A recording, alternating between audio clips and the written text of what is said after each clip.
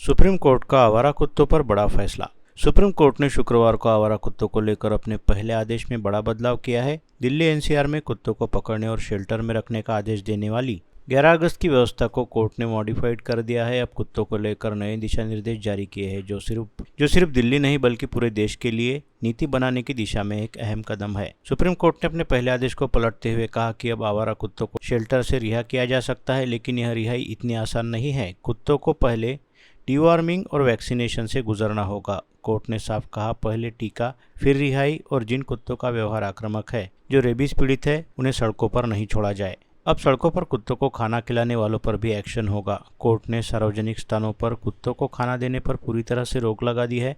हालांकि कोर्ट ने निर्देश दिया कि कुत्तों के लिए खास फीडिंग स्पॉट बनाए जाए।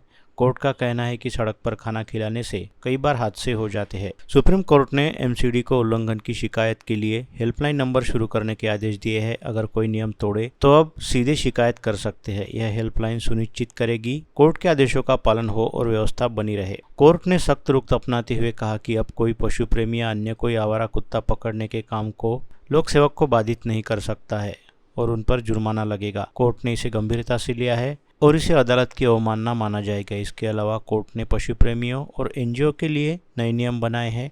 पशु प्रेमी कुत्तों को गोद लेने के लिए एमसीडी के सामने आवेदन कर सकते हैं। अगर कोई कुत्ते की देखभाल या अन्य गतिविधियों के लिए शामिल होना चाहता है तो उसे एमसीडी को 25,000 रुपये का भुगतान करना होगा। यह मामला केवल सिर्फ दिल्ली एनसीआर तक सीमित नहीं रहा है। कोर्ट ने सभी राज्यों और केंद्र शासित प्रदेशों को इस केस में पक्षकार बनाया है, यानी अब यह एक राष्ट्रीय मुद्दा है। सुप्रीम कोर्ट ने साफ कर दिया है कि इस मामले में अब सुनवाई के बाद एक राष्ट्रीय नीति बनाई जाएगी। देश भर में हाई कोर्ट में आवारा कुत्तों से जुड़े मामले प्रलंबित थे। सुप्रीम कोर्ट ने इन सभी को अपने पास ट्रांसफर कर लिया है। इसका मतलब है कि इस मुद्दे पर एक समान और अंतिम नीति सुप्रीम कोर्ट ही बनाएगा। सुप्रीम कोर्ट ने 11 अगस्त को दिए गए फैसले में दिल्ली एनसीआर में सभी आवारा कुत्तों को पकड़ने का आदेश दिया था। यह अभियान प्राथमिकता वाले क्षेत्रों से शुरू करने और 5,000 कुत्तों की क्षमता वाले शेल्टर बनाने का दिया था, जिसमें आगे की कार्रवाई हेतु सुप्रीम कोर्ट ने नए आदेश जारी किए हैं।